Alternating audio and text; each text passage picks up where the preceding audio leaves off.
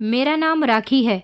मैं अपनी सास के कमरे की खिड़की से अंदर झांकने की कोशिश कर रही थी, लेकिन अंदर का नज़ारा मुझे साफ नज़र नहीं आ रहा था। सिर्फ अंदर से मुझे बातों की आवाज़ आ रही थी जो मेरी सास मेरी नंद के साथ कर रही थी। मेरी सास और नंद एक ही कमरे में रहती थीं। कमरे के अंदर से जो आवाज़ आ रही थी वो किसी और की भी थी, मगर ये इंसान कौन था जिसके बोलने की आवाज़ मुझे आ रही थी? मैं इस आवाज़ को नहीं पहचानती थी। कमरे के अंदर पूरी तरह से अंधेरा छाया हुआ था।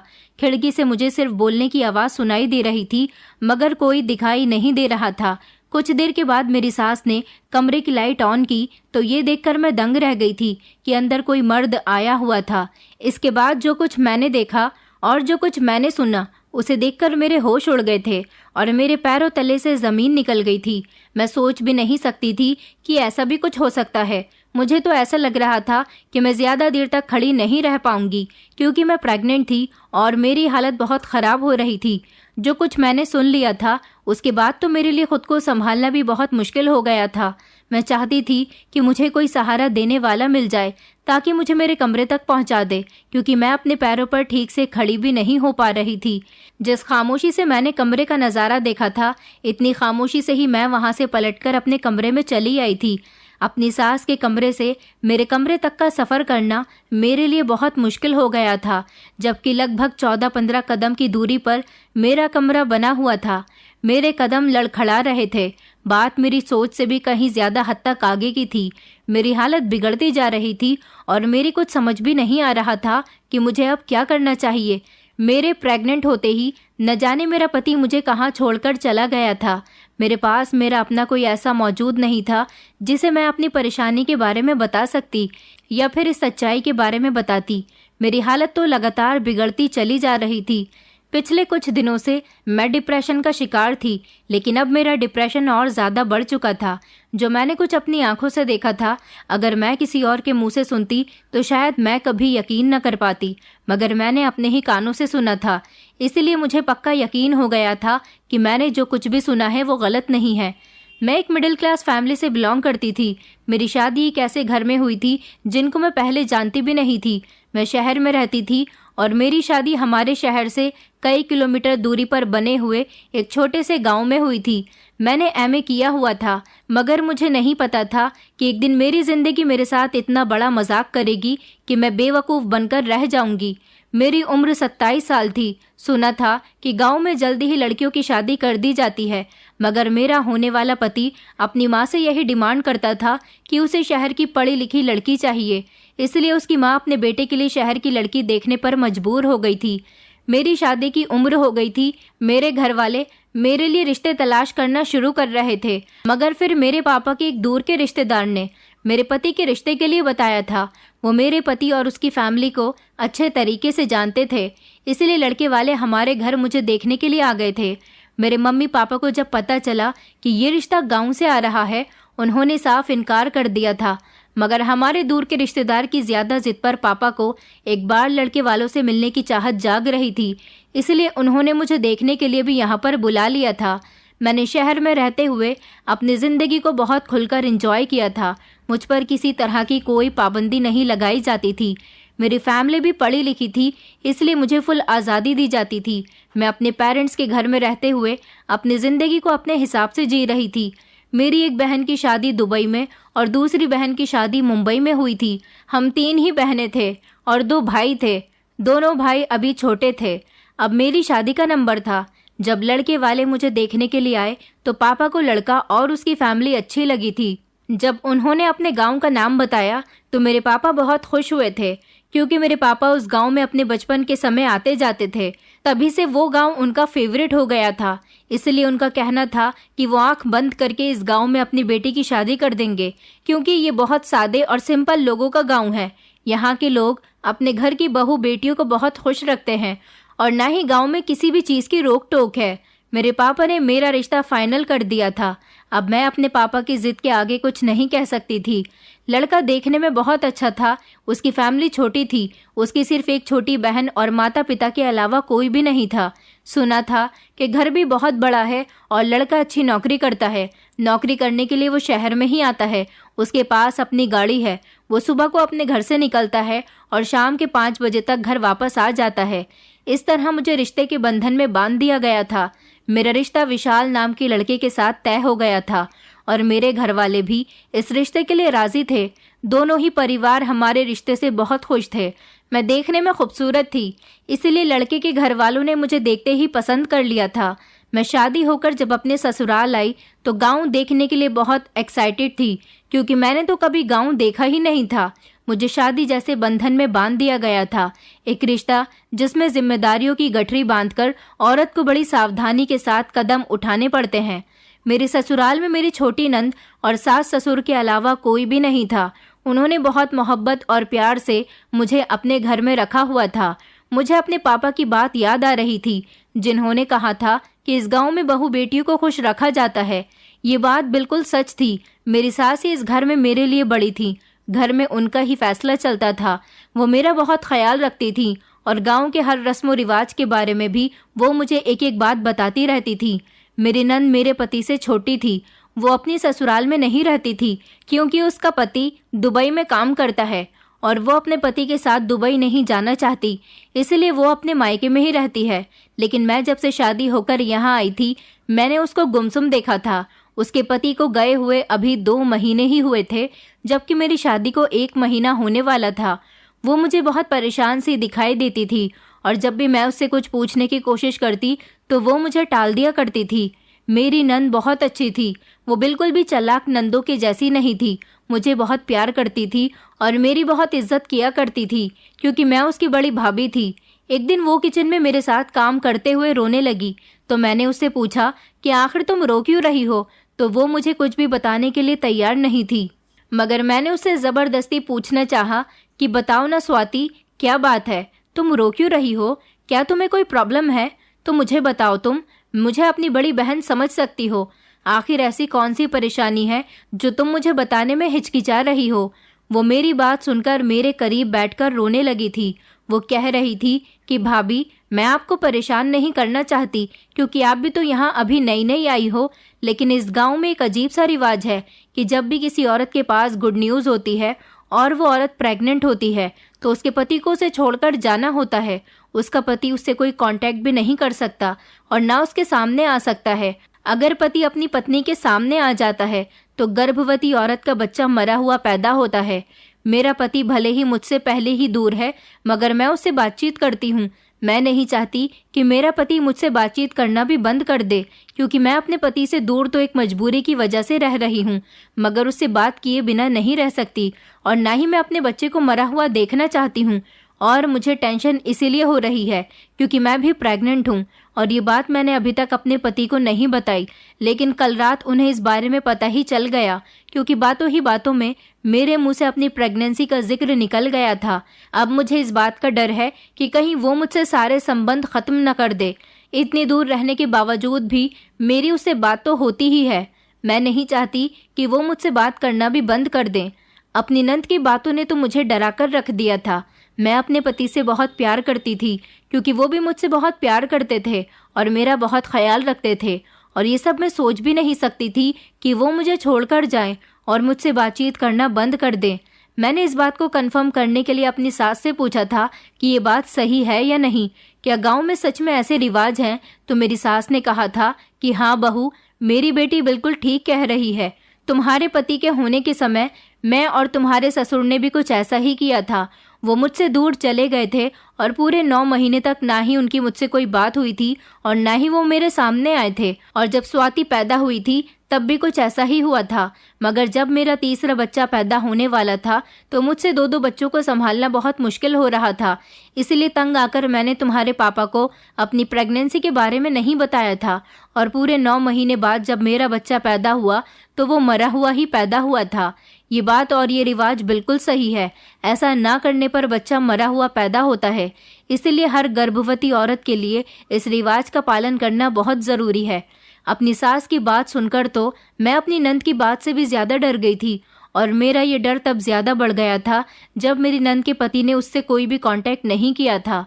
मेरी नंद का पति दोपहर को और रात के समय अपनी पत्नी को कॉल ज़रूर करता था और दिन में एक बार वीडियो कॉल पर भी उससे बात किया करता था। लेकिन जब उसे पता चल गया कि उसकी पत्नी प्रेग्नेंट है, तब से ही उसने अपनी पत्नी को ब्लॉक कर दिया था। ना तो वो उससे बात कर रहा था और ना ही उसने अपनी कोई भी खबर अपनी पत्नी को पता चलने दी थी। ऐसा होने से मेरी नंद बहुत अफसोस में रहने लगी थी और बहुत ज़्यादा रो रही थी। मेरी नंद की कंडीशन बहुत ख़राब थी। मैं भी उसकी हालत देखकर बुरी तरह से परेशान हो गई थी। अब मुझे तो अपने फ्यूचर के बारे में सोचकर डर लग रहा था। मैंने सोचा कि मैं इस बारे में अपने पति से बात करूंगी। जब मेरे पति रात को घर आए तो मैंने उनको अपनी सास की बताई हुई और नंद की बताई गई एक एक बात बता दी थी और ये भी कहा था कि स्वाति के पति ने उससे सारे कॉन्टैक्ट खत्म कर दिए हैं। प्रेगनेंसी के समय हर पत्नी को अपने पति की ज़रूरत होती है, लेकिन स्वाति प्रेग्नेंट है और उसके पति ने उसका साथ छोड़ दिया। ये बात सुनकर मेरे पति ने मेरे चेहरे की तरफ देखा और खामोशी से खाना खाने में बिजी हो गए। मुझे नितिन का बिहेवियर देखकर बहुत हैरानी हुई थी कि उन्हें अपनी बहन के साथ ऐसा होने की कोई परवाह नहीं है, जबकि उनकी बहन का तो रो रो कर इतना बुरा हाल हो गया है। मैंने अपनी सारी रात करवटें बदल बदल कर गुजार दी थी, क्योंकि मुझे टेंशन की वजह से नींद नहीं आ रही थी। मैंने सोच लिया था कि मैं अपनी हालत स्वाति के जैसी बिल्कुल भी नहीं करूंगी। मैं कुछ भी करके अपने पति से दूर नहीं होना चाहती। इसलिए मेरे पति जब भी मेरे करीब आने की कोशिश करते तो मैं उन्हें मना कर दिया करती थी। मैं नहीं चाहती थी कि मैं कभी भी प्रेग्नेंट हो जाऊं। अपने पति के बिना रहने के बारे में सोचकर ही मुझे अब डर लगने लगता था।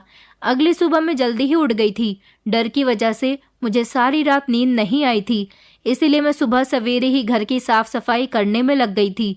तभी मेरी नंद कमरे से निकलकर बाहर आई तो मैं उसे देखकर चौंक गई थी।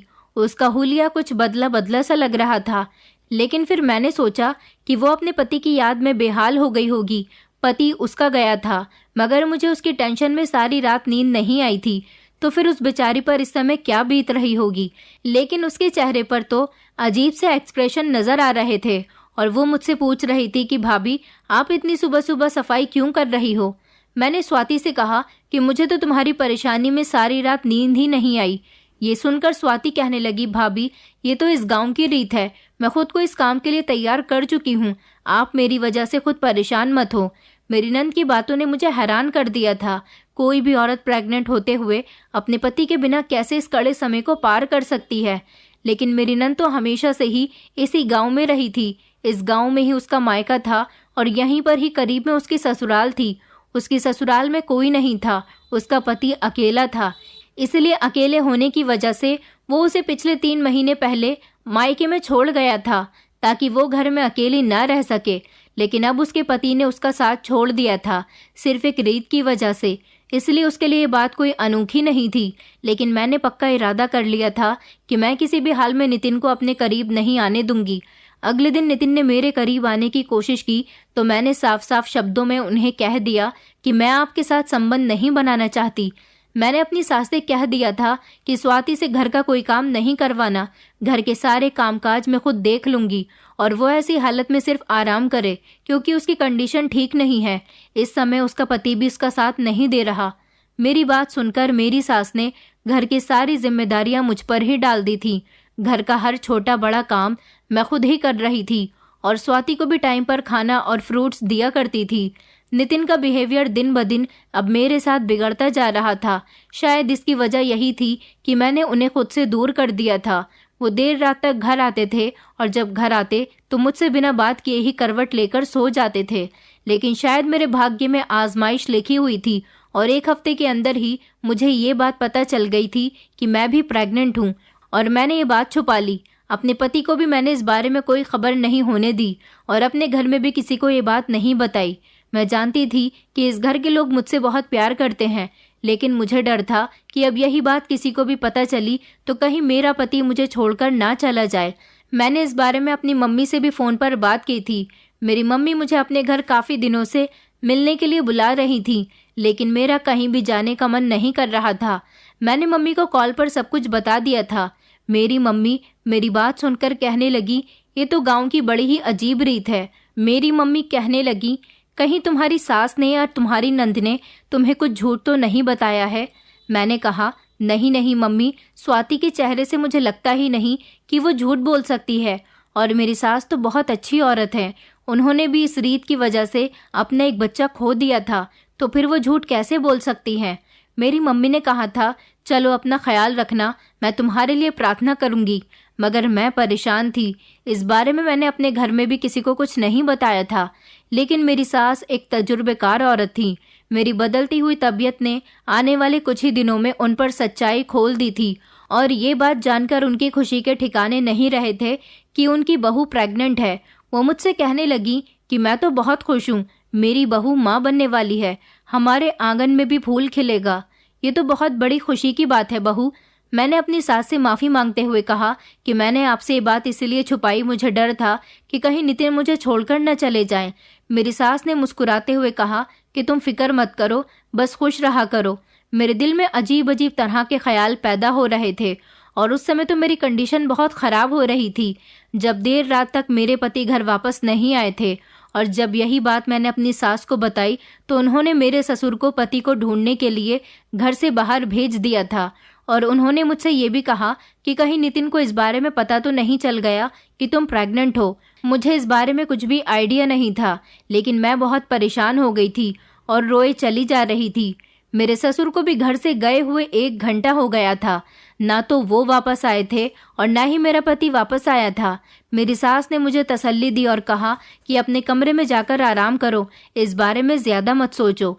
1 घंटे के बाद जब मेरे ससुर आए तो उन्होंने कहा कि उनका बेटा उन्हें कहीं भी नहीं मिल रहा। अपने ससुर की बात सुनकर मैं हैरान हो गई थी और अपने कमरे में जाकर फूट फूट कर रोने लगी थी। मैं जब से शादी होकर इस गांव में आई थी, मैंने इस गांव की शक्ल तक नहीं देखी थी। मैं घर की 4 दीवारी में ही रह रही थी। मेरी सास कहती थी कि गांव की औरतें घर में ही रहना पसंद करती हैं और यहाँ ज़्यादा मिलने जुलने का भी रिवाज नहीं है। मुझे अपने घर वालों की भी बहुत याद आ रही थी, क्योंकि शादी से लेकर अब तक मैं अपने मायके भी नहीं गई थी, और नितिन के इस तरह से गायब हो जाने के बाद तो मुझे अपना घर और ज़्यादा याद आ रहा था। मैंने अपनी सास से मायके जाने के लिए कहा था कि मैं अपने पति के बिना इस घर में वक्त नहीं गुजार सकती। मैं अपनी सारी प्रेगनेंसी का टाइम अपने मायके में रहकर गुजार दूंगी, और जब बच्चा पैदा हो जाएगा तो यहाँ आ जाऊंगी। इस तरह मुझे मेरा बच्चा और मेरा पति दोनों ही मिल जाएंगे। मेरी सास ने कहा कि तुम अभी प्रेग्नेंट हो और इस दौरान अगर तुम सफ़र करोगी तो तुम्हारी प्रेगनेंसी पर फ़र्क पड़ सकता है, इसलिए तुम यहीं रहकर बच्चा पैदा कर लो। उसके बाद अपने पति के साथ खुशी खुशी अपने मायके में होकर आना। मेरे लिए इस घर में अपने पति के बिना टाइम गुजारना एक एक पल 1 साल के बराबर लग रहा था। मैं सारा दिन घर के कामकाज में बिजी रहती थी और अपने पति को याद करती रहती थी। मैंने अपने पति का नंबर भी ट्राई करने की कोशिश की, मगर उनका नंबर स्विच ऑफ जा रहा था। मेरे पति का कुछ भी पता नहीं चल रहा था।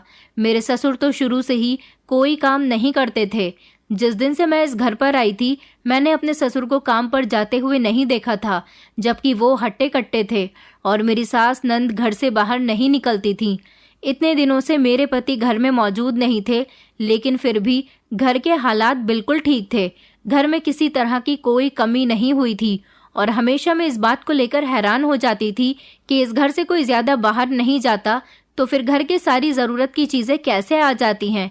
ससुर बीमार रहते थे, इसलिए अपने कमरे से तभी बाहर निकलते थे जब बहुत ज़्यादा इमरजेंसी होती थी, वरना ज़्यादातर वो अपने कमरे में आराम ही करते थे। मेरे ससुर को अकेले रहने की आदत थी, इसलिए मेरी सास और मेरी नंद का एक ही कमरा था, जबकि मेरे ससुर का रूम अलग बना हुआ था। मेरी नंद स्वाति का हर सुबह अजीब सा हुलिया भी मेरी आंखों में खटकता था, लेकिन मैं चाहकर भी उससे कभी कुछ नहीं पूछ पाती। एक दिन गांव की कुछ औरतें हमारे घर चली आईं, तो मेरी सास ने कहा कि तुम अपने कमरे के अंदर ही रहना और उनके सामने बिल्कुल भी मत आना। तुम नई नवेली दुल्हन हो और प्रेग्नेंट भी हो, ये लोग अपनी बातों से तुम्हें और ज़्यादा परेशान करके रख देंगी, और मैं नहीं चाहती कि तुम्हारे बच्चे को कोई भी नुकसान पहुँचे। कभी मैं ये सोचकर बहुत खुश होती थी कि मुझे सास के रूप में माँ मिल गई, वरना इन हालात में तो मेरे लिए जिंदा रहना ही मुश्किल था। घर के कामकाज करते करते और नितिन की जुदाई में तड़पते हुए मैं बहुत कमज़ोर हो चुकी थी, जबकि मेरी नंद तो दिन ब दिन खिलती जा रही थी। मैं उसे घर का कोई काम नहीं करने देती थी और टाइम पर उसको खाना भी दिया करती थी। मेरी नंद ने कहा था कि भाभी, आप इसीलिए कमज़ोर हो रही हो क्योंकि आप बेटे को जन्म देने वाली हो, और मैं इसीलिए सेहतमंद और अच्छी हो रही हूँ क्योंकि मैं बेटी को जन्म देने वाली हूँ। हमारे गांव में यही कहा जाता है कि जो औरत बेटे को जन्म देने वाली होती है वो दिन ब दिन बदसूरत होती जाती है। आज गांव में बहुत ज़्यादा गर्मी थी और मुझे बिल्कुल भी नींद नहीं आ रही थी। बराबर में मेरे पति के सोने की जगह बिल्कुल खाली पड़ी हुई थी और मेरी आंखें उन्हें देखने के लिए बेताब थीं। मैं अपनी आंखें मलते हुए उठ बैठी और खुद को संभालने की कोशिश करने लगी, लेकिन मेरी तबीयत बिगड़ती जा रही थी। ऐसा महसूस हो रहा था जैसे मेरा दम घुट रहा हो। मैं धीरे से उठी और कमरे से निकलकर आंगन में आ गई थी। मैंने सोचा कि कुछ देर तक आंगन में इधर उधर टहल लेती हूँ ताकि ताज़ी हवा लगने से मेरा दम घुटना बंद हो जाए और मुझे ठीक महसूस होने लगे। मेरी तबीयत अगर ठीक हो जाएगी तो मैं थोड़ी देर के बाद अपने कमरे में जाकर सो जाऊंगी, वरना यहीं पर एक कोने में बैठ जाऊंगी, क्योंकि कमरे में ज़्यादा गर्मी हो रही थी और बाहर हल्की हल्की हवा चल रही थी, इसलिए अच्छा लग रहा था। लेकिन मैं बहुत सावधानी से कमरे से बाहर निकली थी, क्योंकि मेरी सास ने मुझे कमरे से बाहर और रात में खुले आंगन में आने से सख्त मना किया था। वो हमेशा कहती थी कि ऐसी हालत में जब तुम प्रेग्नेंट हो तो रात के 12 बजे के बाद अपने कमरे से बिल्कुल बाहर मत निकला करो। प्रेग्नेंट औरत पर जल्दी ही काले जादू का असर हो जाता है और रात के समय कुछ लोग काले जादू का प्रयोग बहुत करते हैं। मेरे लिए तो अपनी सास की बात पत्थर की लकीर होती थी, क्योंकि मुझे यकीन था कि वो मेरी भलाई के लिए ही बात करती हैं। लेकिन आज मुझसे किसी भी हाल में ये घुटन बर्दाश्त नहीं हो रही थी और जैसे ही मैं आंगन में आई तो मुझे अपनी सास और नंद के कमरे से कुछ आवाज़ें सुनाई दी। मेरे अंदर एक अजीब सा इंटरेस्ट जागने लगा था, क्योंकि वो लोग तो कहती थी कि हम 10 बजे तक सो जाते हैं, तो फिर आज कैसे जाग रही हैं। मैंने सोचा शायद स्वाति की तबीयत ठीक नहीं होगी, वो भी तो मेरी ही तरह प्रेग्नेंट है। इसलिए जब मैं कमरे के करीब पहुंची तो मुझे हल्की हल्की बातों की आवाज़ सुनाई दे रही थी। मेरी सास किसी से बात कर रही थी। मैंने अपने ससुर के कमरे की तरफ देखा तो वो भी अपने कमरे में सो रहे थे, मगर अंदर से किसी मर्द के बोलने की भी आवाज़ आ रही थी। फिर वो रात के समय किस मर्द से बातें कर रही थी। मैं उनके कमरे की खिड़की के पास गई। खिड़की थोड़ी ऊंचाई पर बनी हुई थी, इसलिए मुझे उचक्कर खिड़की के अंदर झांकना पड़ा। शायद कमरे के अंदर मौजूद लोगों को बिल्कुल भी आइडिया नहीं था कि मैं इस तरह आधी रात को कमरे से निकलकर उनकी बात भी सुन सकती हूँ, इसलिए वो लोग बेफिक्र होकर बात कर रहे थे। और जो कुछ मैंने सुना, मेरे तो रोंगटे खड़े हो गए थे। मैं अंदर से आने वाली आवाज़ को पहचान नहीं पाई थी, लेकिन अपनी आंखों से उन चेहरे को देखना चाहती थी। और शायद अब मेरी आजमाइश का समय ख़त्म हो चुका था, इसलिए अचानक ही मेरी सास ने कुछ देर के लिए कमरे की लाइट ऑन कर दी थी और मैंने उन लोगों को भी देख लिया था जिनके बारे में मैं बात सुन रही थी। और मैंने उस मर्द का भी चेहरा देख लिया था जो कमरे के अंदर मौजूद था। मैं सोच भी नहीं सकती थी कि इतना बड़ा खेल भी मेरे साथ खेला जा सकता था। मेरी पेट में छुरा घोंपने वाले कोई और नहीं बल्कि मेरे अपने ही थे, जिन पर मैंने हद से ज़्यादा भरोसा किया था। उन्हीं लोगों ने मेरे हंसते हुए संसार को उजाड़ दिया था। मैं बड़ी मुश्किल से जैसे तैसे अपने कमरे में आई थी। मुझे समझ नहीं आ रहा था कि मुझे आगे क्या करना है। मैंने अपने कानों से अपनी सास को कहते हुए सुना था कि बस एक बार इस बेवकूफ़ लड़की का बच्चा पैदा हो जाने दो, इसके बाद मैं इसे और इसके पति को इस घर से और इस गांव से ऐसे निकालूंगी जैसे दूध में से मक्खी को निकाल देते हैं। और तो और ये लोग दोबारा पलटकर कभी इस घर में नहीं आ सकेंगे। इतने में कमरे से उस मर्द की आवाज़ निकली थी, जो और कोई नहीं मेरी सास का अपना सगा बेटा था। उसने मेरी सास से कहा कि मम्मी, क्या आपको यकीन है कि ये लड़की और इसका पति इतनी आसानी से यहाँ से निकल जाएगा? लेकिन ये आदमी मेरी सास को मम्मी क्यों बोल रहा था? क्योंकि ये उनका अपना सगा बेटा था और मेरा पति उनका सौतेला बेटा है।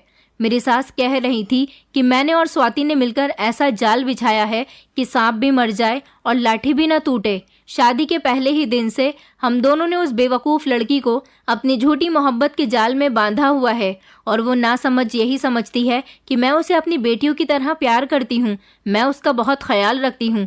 लेकिन सच तो यह है कि मुझे अपने पति के बेटे और उसकी बहू से इतनी नफरत है कि मैं बता भी नहीं सकती। मैंने नितिन के दिल में पहले से ही उसकी पत्नी के लिए नफरत डाल दी थी और उसे बता दिया था कि उसकी पत्नी शहर की पागल और सरफिरी लड़की है जो कभी कभी बहकी बहकी बातें भी करती है, और उसके घर वालों ने झूठ बोलकर हमारे सर पर उसे बांध दिया। मैंने कभी राखी को गांव वालों से भी मिलने जुलने नहीं दिया, ताकि जब मैं उसे पागल साबित करूं तो वो कुछ ना कह सके, और जब हकीकत गांव वालों के सामने आएगी तो वो खुद समझ जाएंगे कि ये लड़की पागल थी। मैं तो सोच भी नहीं सकती थी कि राखी इतनी बेवकूफ़ होगी। वो शहर की इतनी चालाक और पढ़ी लिखी लड़की होते हुए भी हमारी बातों में आ गई और आसानी से बेवकूफ़ बन गई। तभी मेरी नंद स्वाति हंसने लगी और कहने लगी कि आप बिल्कुल ठीक कह रही हो मम्मी जी, वो सच में बहुत बेवकूफ़ है। जब मैंने उससे कहा कि मैं प्रेग्नेंट हूँ तो उसने मेरी बात का आसानी से यकीन कर लिया, और यही बात जब उसने नितिन से कही तो नितिन ने उसे पागल समझ लिया। और जब मैंने और मम्मी ने नितिन के कान में ये बात डाल दी कि आपकी पत्नी कभी भी प्रेग्नेंट नहीं हो सकती, तो उसने हमारी बात पर यकीन कर लिया था। लेकिन जब राखी ने उसे बताया कि मैं प्रेग्नेंट हूँ तो वो समझ गया था कि मेरी पत्नी पागलों जैसी बातें कर रही है। वो बेवकूफ़ लड़की मेरी बहुत सेवा करती थी और साथ साथ घर के भी सारे काम किया करती थी। उसने हमारी प्लानिंग के मुताबिक खुद ही अपने पति को खुद से दूर कर दिया। हम तो यही चाहते थे कि इन दोनों पति पत्नी के बीच में इतनी दूरियां हो जाएं कि हम अपने मकसद में कामयाब हो सकें। मेरी सास कहने लगी कि जब मुझे पता चला कि राखी प्रेग्नेंट है तो मैंने खुद ही नितिन को शहर के कामों में बिजी कर दिया और वो कुछ दिनों के लिए शहर चला गया। मैंने नितिन से कह दिया था कि तुम जाओ, तुम्हारी पत्नी को मैं खुद बता दूंगी, लेकिन मैंने राखी से ये बात छुपा ली और वो यही समझी कि उसका पति भी उसे छोड़कर जा चुका है। अब मुझे इस बात का बेसब्री से इंतजार है कि राखी जब अपने बच्चे को जन्म देगी और मैं उससे उसके बच्चे को छीन लूंगी और तुम्हारी पत्नी की गोद भर दूंगी। राखी तो वैसे भी नितिन की जुदाई में आधी पागल हो चुकी है। मैं खुद राखी को पागल साबित करके उसको उसके मायके छोड़ आऊंगी। राखी का बच्चा मेरे बेटे और बहू की जिंदगी को इस तरह से संवार देगा कि मेरा अपना सगा बेटा और उसकी पत्नी अपनी जिंदगी में बहुत खुश रहेंगे। और मुझे अच्छे से याद है कि राखी के जाने के बाद नितिन कभी दोबारा शादी नहीं करेगा। इस तरह मेरे पति की दी हुई प्रॉपर्टी जो उसने अपने इकलौते बेटे नितिन के नाम कर दी तो वो हमारी हो जाएगी। कुछ दिनों पहले जब गांव की औरतें हमारे घर पर आई थी तो मैंने राखी को उनके सामने भी नहीं जाने दिया और गांव की औरतों को भी यही बताया था कि वो एक पागल लड़की है। उसके घर वालों ने धोखे से हमारे बेटे के साथ उसकी शादी कर दी। मैंने राखी को गांव के रस्म रिवाज के बारे में इतनी गलत और झूठी बातें बताई कि वो चाहकर भी कभी खुद को सच्चा साबित नहीं कर पाएगी। मैं अपनी जिस सास को माँ समान और अपनी नंद को बहन समान समझती थी, वो दोनों तो आस्तीन का सांप निकली जो मुझे जानबूझकर मेरे पति से दूर कर चुकी थी और अब मेरा बच्चा भी छीनने वाली थी। इन लोगों की बातें सुनकर तो मैं अपने पैरों पर खड़े रहने काबिल भी नहीं बची थी। मेरी सास कह रही थी कि ये प्रॉपर्टी के पेपर्स हैं, कभी भी किसी भी तरह इस पर नितिन के सिग्नेचर करवाने हैं और फिर ये सारी प्रॉपर्टी हमारी होगी और नितिन का इस घर में कोई हिस्सा नहीं बचेगा। वही पेपर्स निकालने के लिए मेरी सास ने कुछ देर के लिए कमरे की लाइट ऑन की थी, तभी तो मैं कमरे में मौजूद उनके सगे बेटे और बहू का भी चेहरा देख पाई थी। सारा का सारा प्लान मेरी नंद और मेरी सास का था। वो ये सब कुछ अपने सगे बेटे और बहू के लिए कर रही थी। मैं वापस अपने कमरे में चली आई थी। जिस तरह मेरी सास और नंद ने अपनी मीठी मीठी बातों से मुझे अपने जाल में फंसाया था, उसी तरह मुझे अपने काबू में भी किया हुआ था। कमरे में आने के बाद मैं बहुत देर तक सोचती रही कि मैं किस तरह खुद को इस मुसीबत से निकालूं, अपने पति से कैसे कांटेक्ट करूं, किस तरह से उन्हें अपनी सच्चाई के बारे में बताऊं, मैं अपने ससुराल वालों की चंगुल से कैसे निकलूं।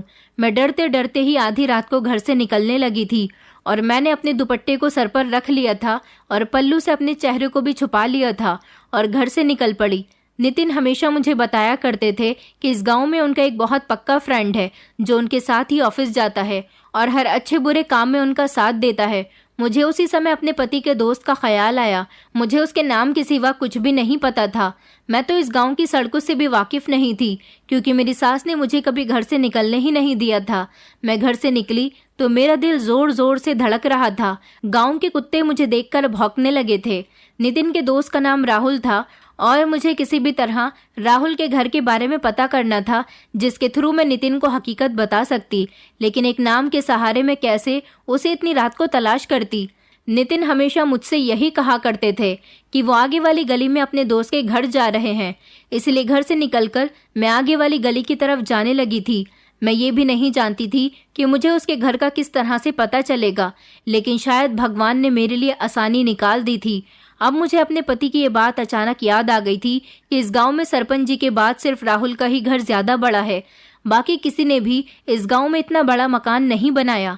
आगे वाली गली में जाने के बाद एक बहुत बड़ा घर बना हुआ था। डर की वजह से मेरा हाल बुरा हो रहा था। लेकिन मुझे नितिन तक अपना मैसेज पहुंचाने के लिए कुछ न कुछ तो करना ही पड़ता। मैं जैसे ही उस दरवाजे पर पहुंची तो अचानक दरवाज़ा खुल गया और एक जवान लड़का दरवाजे से बाहर निकला। वो मुझे देखकर ठिठक गया और मुझे देखते ही पहचान गया। इतने अंधेरे में मुझे इस तरह देखकर वो कहने लगा, राखी भाभी, आप यहाँ इतनी रात में क्या कर रही हो, जबकि नितिन भी गांव में मौजूद नहीं है। मैंने राहुल को शुरू से लेकर अब तक की एक एक बात बता दी थी और ये भी बताया कि वो लोग मुझे पागल साबित करना चाहते हैं। मेरी बात सुनकर तो राहुल एकदम से हैरान रह गया था और कहने लगा कि भाभी, नितिन ने भी मुझे यही बताया था कि आप एक पागल और सरफिरी लड़की हो और हमेशा ही उल्टी सीधी बातें करती हो।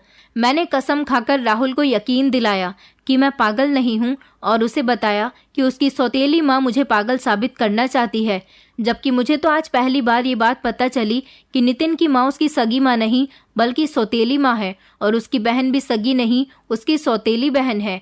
राहुल कहने लगा कि हाँ, वो नितिन की सौतेली माँ और सौतेली बहन है। नितिन जब 5 साल का था तब उसकी माँ की मौत हो गई थी, इसलिए अपने बेटे की परवरिश करने के लिए उसके पिता ने दूसरी शादी कर ली थी और तब से ही वो उसके घर में रह रही है। मगर नितिन की सौतेली माँ का बेटा अपने पहले पिता के पास ही रहता था और उसकी माँ अपनी सगी बेटी को यहाँ लेकर आ गई थी, जिस पर नितिन के पिता को कोई ऐतराज नहीं हुआ था। मैंने राहुल से रिक्वेस्ट की थी कि किसी भी तरह वो मेरी नितिन से बात करवा दे। राहुल ने कहा कि भाभी, आप फौरन ही घर पहुंच जाओ, मैं आपकी बात समझ चुका हूँ, सब कुछ ठीक हो जाएगा, लेकिन आधी रात को अगर किसी ने आपको मेरे साथ देख लिया तो हम दोनों के साथ अच्छा नहीं होगा। ये गांव है और यहाँ इज्जत के मामले पर जान देना और लेना मामूली सी बात है। आप पहले ही बहुत परेशान हो, मैं आपको और परेशानी में नहीं डालना चाहता। मैं राहुल की बातों पर यकीन करके खामोशी से घर के अंदर आ गई थी, मगर मुझे ये नहीं पता था कि राहुल को मेरी बातों पर यकीन आया भी था या नहीं। बड़ी मुश्किल से मेरा टाइम पास हो रहा था। मैंने अपनी सास और नंद को बिल्कुल भी ये बात जाहिर नहीं की थी कि मैं उनकी सच्चाई को जान चुकी हूँ और घर के कामकाज में ऐसे बिजी हो गई जैसे हर रोज होती थी, जबकि मेरे ससुर भी अपनी पत्नी की बात से बेखबर थे। मेरी कोशिश यही थी कि मैं कम से कम उन पर ध्यान न दूं ताकि उनको मेरे ऊपर शक न हो। वो दोनों माँ बेटी बहुत चालाक थी और मैं नहीं चाहती थी कि वो मेरा चेहरा पढ़ लें। उस समय मेरे दिल को सुकून आ गया था जब अगले ही समय मेरा पति घर को लौट आया। मेरी सास तो इस तरह मेरे पति को घर के दरवाजे पर खड़ा हुआ देखकर चौंक सी गई थी, क्योंकि उनका सारा प्लान फ्लॉप हो चुका था। मेरे पति ने घर आने के बाद अपने पिता को ये सारी बात बता दी थी, जो इस बात से घर में रहते हुए भी बेखबर थे। मेरे ससुर को यकीन नहीं आ रहा था, मगर हम दोनों ने उन्हें मिलकर यकीन दिलाया था तो वो हमारी बात पर यकीन कर गए थे। उन्होंने जब सख्ती से अपनी पत्नी से सवाल किया कि उन्होंने ये सब कुछ क्यों किया, तो मेरी सास कुछ भी बताने के लिए तैयार नहीं थी। मगर जब मेरे ससुर ने मेरी सास के गाल पर थप्पड़ मारकर उनसे पूछा, तब उन्होंने जवाब दिया था कि उन्होंने ये सब कुछ इसीलिए किया क्योंकि उन्होंने बचपन से ही मेरे ससुर के बेटे को अपनी औलाद की तरह पाल पोसकर बड़ा किया था। मेरे ससुर का बेटा उनके सौतेली औलाद था, मगर उन्होंने उसे सगी माँ की तरह पाला था और अपने बेटे को अपने पति को दे दिया था, जिससे वो डिवोर्स लेकर आई थी। उनका पति मर गया और उनका बेटा बेसहारा हो गया था। वो उसे इस घर में लाना चाहती थी, मगर मेरे ससुर ने मना कर दिया था। हाँ, पर मेरे ससुर ने उनकी बेटी को घर में रहने की परमिशन दे दी थी क्योंकि वो लड़की थी। मेरी सास को लगता था कि वो उनके सौतेले बेटे की परवरिश अच्छे से करेंगी, तो मेरे ससुर की जो ढेर सारी प्रॉपर्टी है वो उसमें से अपने सगे बेटे के साथ साथ मेरी सास के दोनों बच्चों को भी हिस्सा देंगे। मगर मेरे ससुर को जब से लगने लगा था कि वो बीमार रहने लगे हैं, तो उन्होंने देर ना करते हुए अपनी सारी प्रॉपर्टी नितिन के नाम कर दी थी, जो कि उनका सगा बेटा था। ये बात मेरी सास को बहुत बुरी लगी थी। मेरी सास के सगे बेटे ने शादी कर ली थी और उसकी शादी को 5 साल हो गए थे, मगर उसकी पत्नी के पास कोई औलाद नहीं थी। इस तरह मेरी सास ने बड़ी प्लानिंग के साथ सोच रखा था कि वो मेरा बच्चा अपने सगे बेटे और बहू की गोद में डालकर उसकी सूनी गोद को भर देंगी और हम दोनों पति पत्नी में झगड़ा करवाने के बाद मेरा पति जब अफसोस में रहने लगेगा तो उससे प्रॉपर्टी के पेपर्स पर साइन करवा लेंगी और उसकी सारी जायदाद अपने और अपने बच्चों के नाम कर लेंगी। मगर अब सारी सच्चाई मेरे ससुर के सामने खुलकर आ गई तो मेरे ससुर ने एक और थप्पड़ मेरी सास के मुंह पर मार दिया था और उन दोनों माँ बेटी को घर से निकल जाने के लिए कहा था। मेरी सास के बहू बेटे आधी रात के समय जब मेरे ससुर और मैं कमरे में सो जाते थे तब उनसे मिलने के लिए आते थे और इस तरह ये लोग रात को बैठकर प्लानिंग करते थे। उस दिन मेरे सामने सारी हकीकत खुलकर आ गई थी, वरना ये लोग हमें कहीं का नहीं छोड़ते। मेरे पति और मुझे बर्बाद करने का इन लोगों ने पूरा पूरा प्लान बनाया हुआ था। मेरे पति ने अपनी सौतेली माँ से कहा कि मुझे आपसे ऐसी उम्मीद नहीं थी। मैंने आपको हमेशा अपनी सगी माँ की तरह प्यार किया था और स्वाति को भी अपनी सगी बहन समझा था, और मैं नहीं जानता था कि आप लोग मेरे साथ इतना बड़ा धोखा भी कर सकते हो। मेरे ससुर ने मेरी सास और स्वाति को घर से निकल जाने के लिए कह दिया था। मेरे ससुर ने फौरन ही अपनी पत्नी को डिवोर्स दे दी थी और उनकी जवान बेटी के साथ उन्हें घर से निकाल दिया था। उनका कहना था कि अब तुम जाकर अपने बेटे और बहू के साथ ही रहो, जिनके लिए तुमने ये सब कुछ किया, और मैं अपने बेटे और बहू के साथ रहूंगा। ये मेरा और मेरे बेटे का घर है, इस घर में तुम लोगों की कोई जगह नहीं है। मेरी सास और नंद रो रो कर मेरे ससुर और मेरे पति से माफी मांग रही थी, मगर अब उन लोगों के रोने का कोई फायदा नहीं था। मेरे ससुर ने उन्हें घर से निकाल दिया। वो लोग ना जाने कहाँ चली गईं। इस बारे में हमें कुछ भी नहीं पता चला, क्योंकि हम लोग उनसे सारे संबंध खत्म कर चुके हैं। इस तरह मेरी जिंदगी अपने पति के साथ खुशी खुशी गुजर रही है। मैंने एक सेहतमंद और प्यारे से बेटे को जन्म दिया। मेरे और मेरे पति के बीच सारे झगड़े खत्म हो गए और हम लोग एक साथ एक घर में रह रहे हैं। मेरी शादी को अब 10 साल हो गए। मेरे ससुर अब इस दुनिया में नहीं है, क्योंकि वो मेरा बच्चा पैदा होने के 2 साल के बाद ही इस दुनिया को छोड़कर चले गए थे। मेरी सौतेली सास, उनकी बेटी और उनका बेटा और बहू कहाँ गए, इस बारे में हमें कुछ भी नहीं पता, और ना ही कभी हमने उनके बारे में कुछ जानने की कोशिश की। आज मैं अपने पति के साथ खुशी खुशी जिंदगी गुजार रही हूँ, मगर मुझे इस बात पर आज भी अफसोस होता है कि मैं शहर की थी और पढ़ी लिखी होने के बावजूद भी गाँव की इस झूठी और अपनी सास की मनगढ़ंत बातों की वजह से बेवकूफ़ बन गई। आप लोग भी सावधान हो जाइए और किसी की मनगढ़ंत बातों में कभी ना आए। हमेशा अपने दिमाग से काम ले।